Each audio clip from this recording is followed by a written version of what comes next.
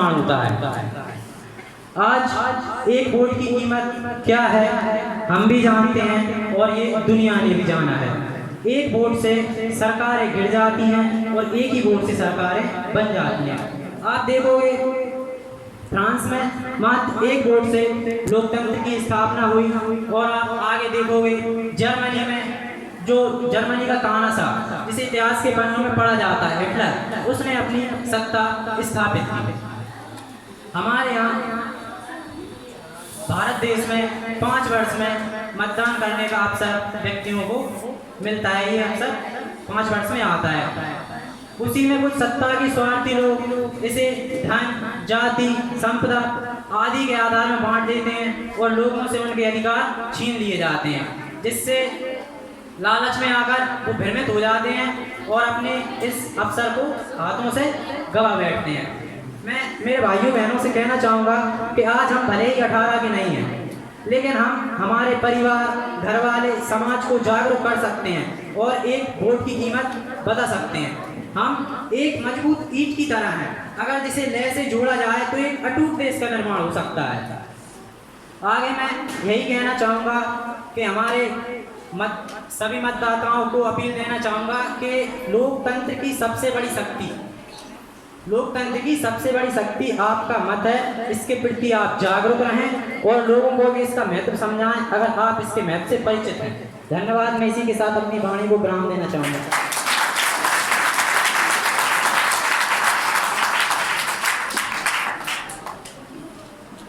बहुत अच्छे क्लब का सदस्य, इस तरह से अगर हम सभी को जागरूक करेंगे तो निश्चित रूप से हम अपने लक्ष्य को प्राप्त करेंगे।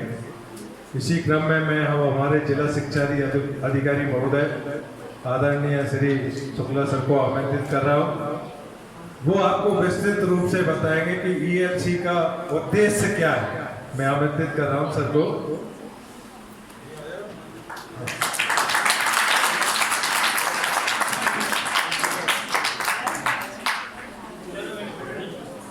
इस चुनावी साक्षरता क्लब की क्यों आवश्यकता पड़ी, सर जरूर आपको मार्गदर्शन प्रदान करेंगे। सर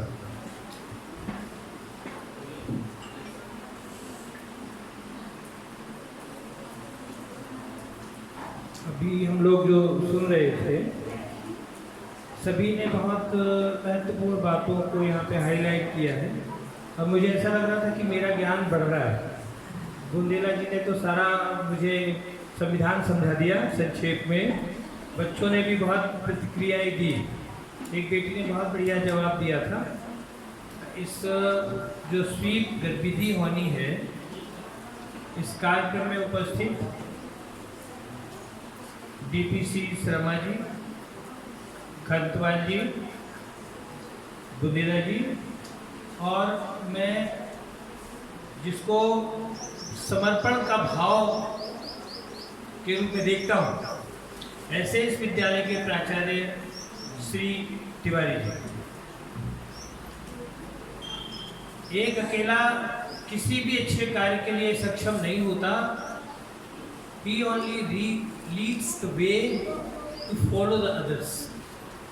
इस विद्यालय का जो स्टाफ है वो उतना ही समर्पित है जितना कि इस विद्यालय का मुखिया।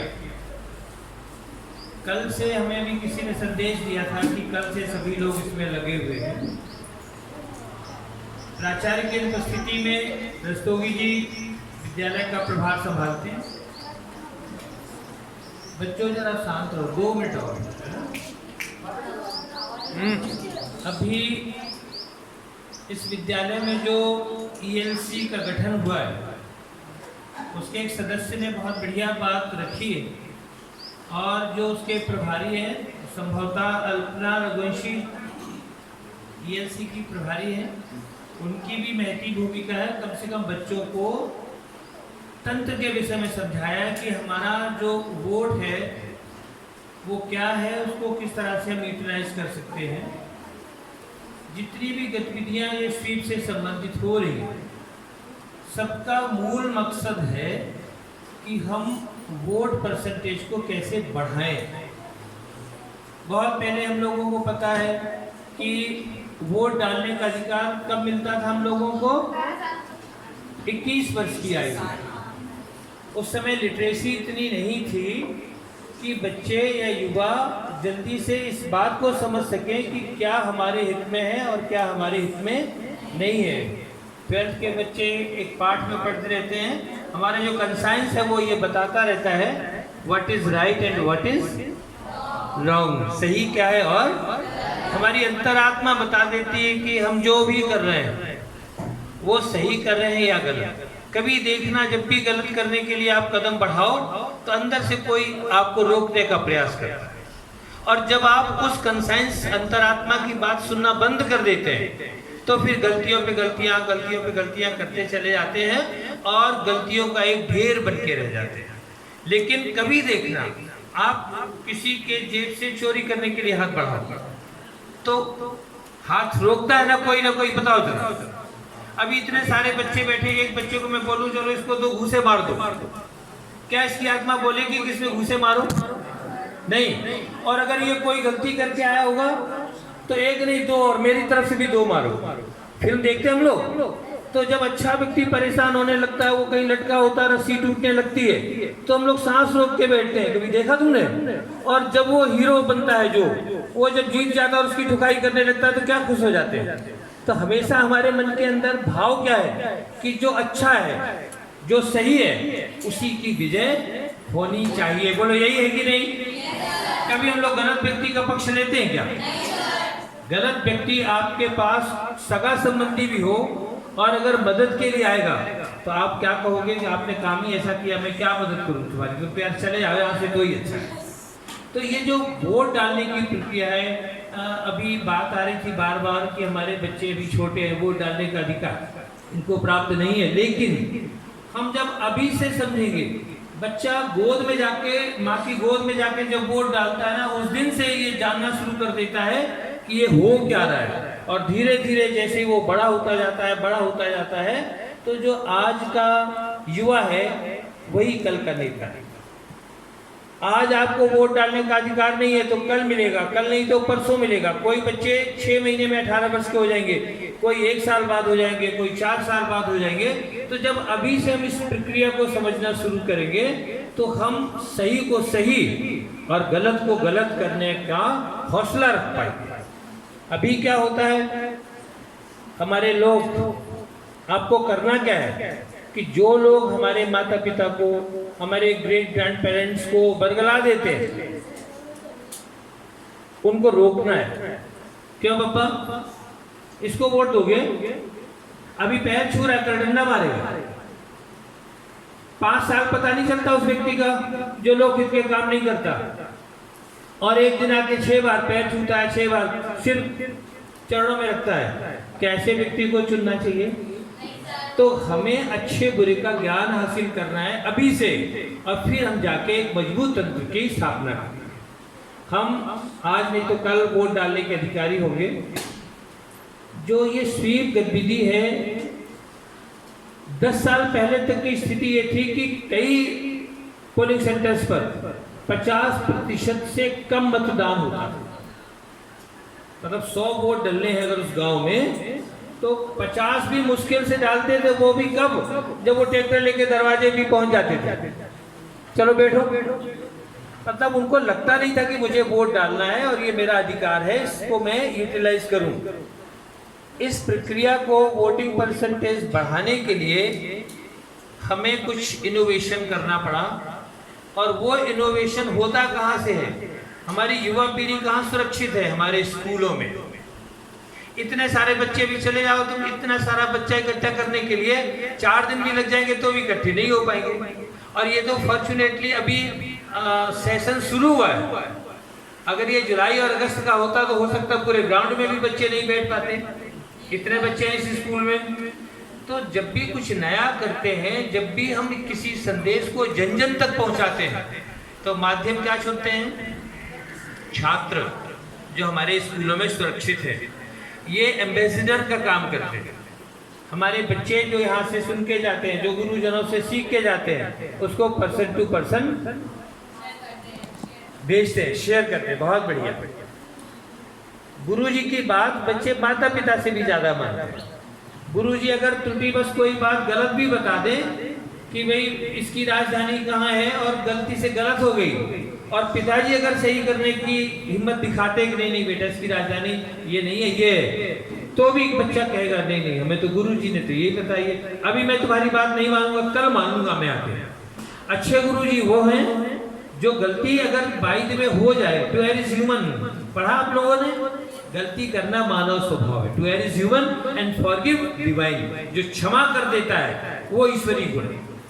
गलती मनुष्य होती है, रिपीटिशन नहीं होना चाहिए कि एक बार गलती कर दी तो हमने क्षमा कर दिया, तुम कल फिर गलती करके आ गए। तो अच्छे टीचर्स की पहचान है कि अगर वो आज कोई बात मिस कर गया तो कल उसको स्वीकार करने में कोई संकोच नहीं होना चाहिए, नहीं तो फिर क्या होता है, अब आजकल तो हर चीज बच्चे ही गूगल पे सर्च कर लेते हैं। अगर आपने कोई राजधानी बता दी, कोई स्पेलिंग बता दी और गलत बता दी और आप बच्चे की बात मानने को तैयार नहीं है, तो वो क्या आपकी बात को स्वीकार कर लेगा?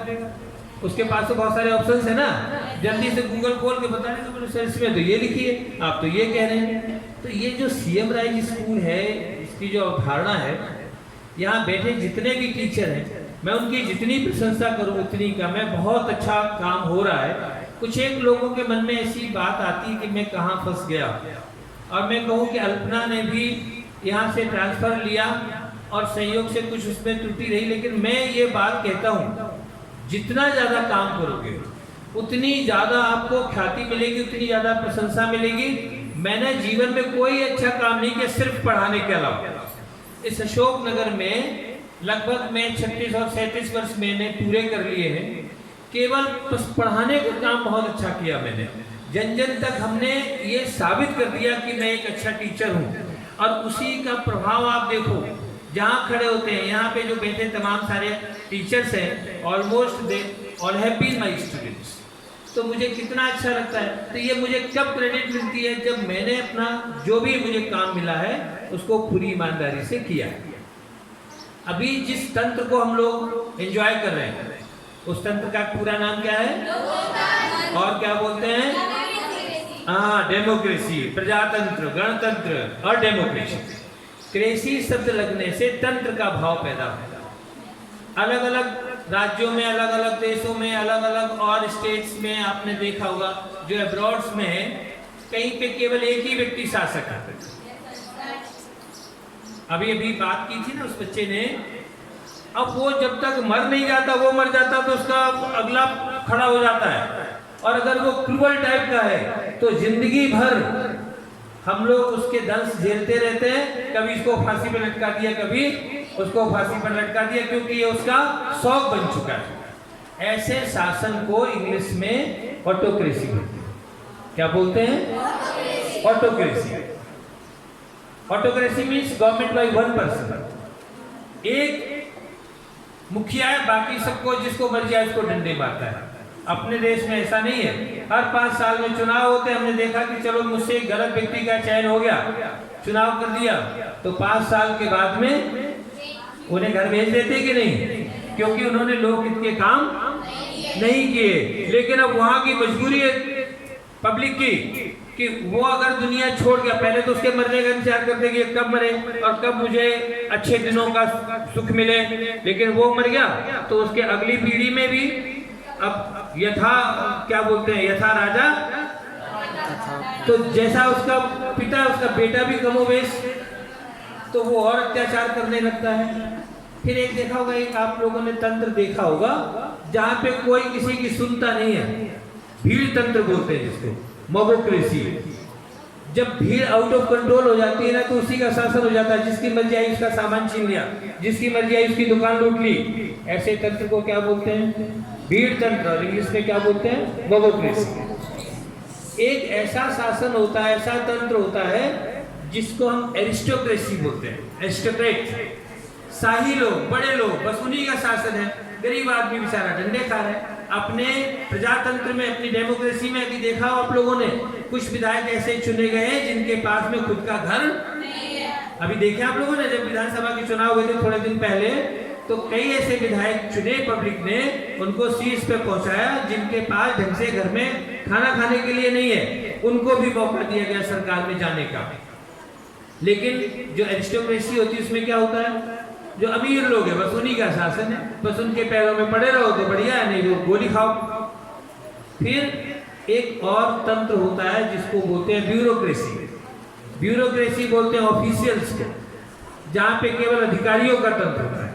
अपने देश में क्या होता है, अधिकारियों के साथ साथ में कौन जुड़ा रहता है, जनप्रतिनिधि।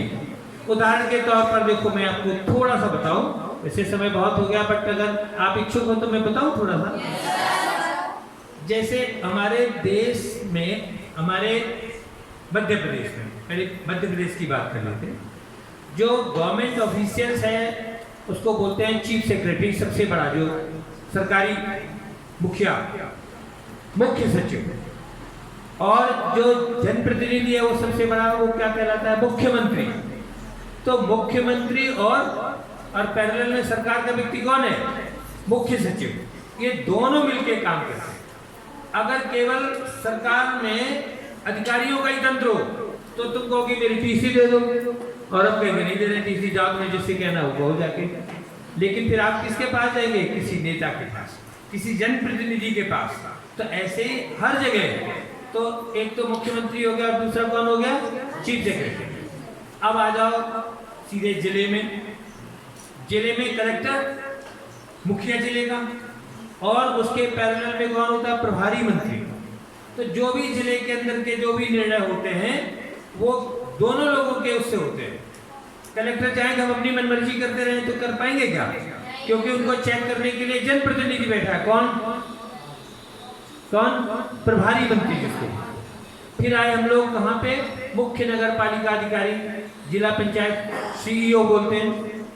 फिर उन्हीं के साथ में पैरेलल एक जनप्रतिनिधि, बताओ कौन रहता है, जिसको बोलते हैं हम लोग जिला पंचायत अध्यक्ष।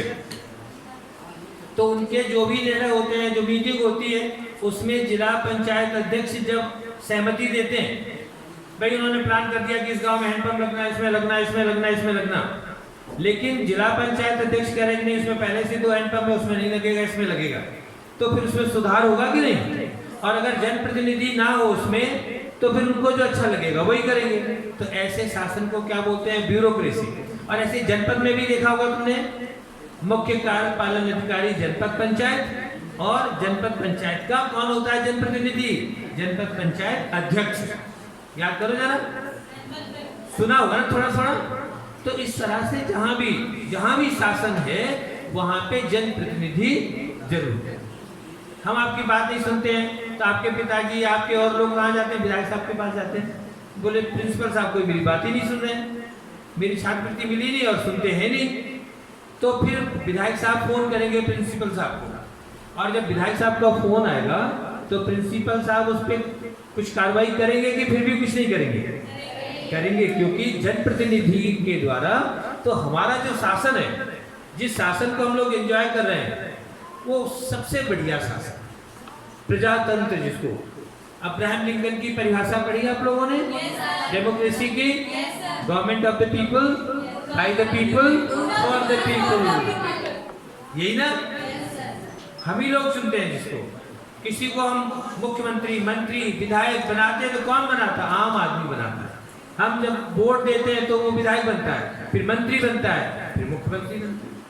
बनाया किसने उसको, महान बड़ा किसने बनाया, हमारे वोट ने। हमने मतलब हमारे वोट ने। तो हमें अपने वोट को सोच समझ के उपयोग करना है। और हमारे जो यहाँ पर एम्बेसडर्स हैं, एम्बेसडर शब्द सुना आप लोगों ने, जो संदेश वाहक है, जो हमारी बात को सब तक पहुँचाएंगे, वो ये है कि हमें अपने अशोकनगर जिले में जहाँ भी हम रहते हैं, जिस गांव में रहते हैं, ऐसे सभी लोग जिनको वोट डालने का अधिकार है वो वोट डालने जाएं, ऐसा हम लोग प्रयास करेंगे। हमारी बात कोई नहीं मानेगा तो हम अपने बड़ों से कहेंगे, देखो पिताजी ये वोट ही डालने नहीं जा रहे हैं, घर में सो रहे हैं। और आप लोगों ने देखा होगा सरकार ने, निर्वाचन आयोग ने क्या व्यवस्था की है, अभी व्यवस्था की है कि जो 85 प्लस के लोग हैं, जो गंभीर बीमार है, उनके वोट कहाँ डलवाएंगे, जाके घर पे जाके वोट डलवाएंगे। जो दिव्यांग है 80 प्लस में, 85 प्लस में, हम उनको वोट घर जाके डलवाएंगे। बुद्धि तो उनकी भी ठीक है ना, चल नहीं पा रहे तो क्या होगा, बीमार है तो क्या होगा, लेकिन बुद्धि तो काम कर रही है उनका ये तो मन है कि मैं इस व्यक्ति को वोट दूं, ये लोक हित के काम करेगा, है ना।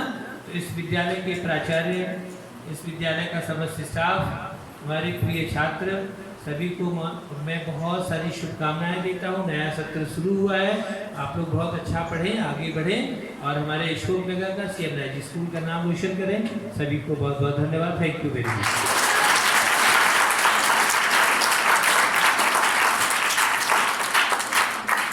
धन्यवाद सर, बहुत विस्तृत से आपको इस चुनाव क्यों महत्वपूर्ण है इसके बारे में पूरी संपूर्ण जानकारी दी। और सर बता भी रहे थे कि जो चलने फिरने में असमर्थ हैं, जिनकी आयु 85 वर्ष से अधिक है, वो घर से ही मतदान कर सकते हैं। एक स्कूल में हमारा इसके लिए कर्मचारी होता है जिसे PLO बोलते हैं, बूथ लेवल ऑफिसर, वो इस काम को करता है, उसको सूचना देना होती है, बाकी की घर से ही मतदान हो जाता है। इसी क्रम में अपना लास्ट चरण बचा हुआ है, चुनावी वर्ग पहली।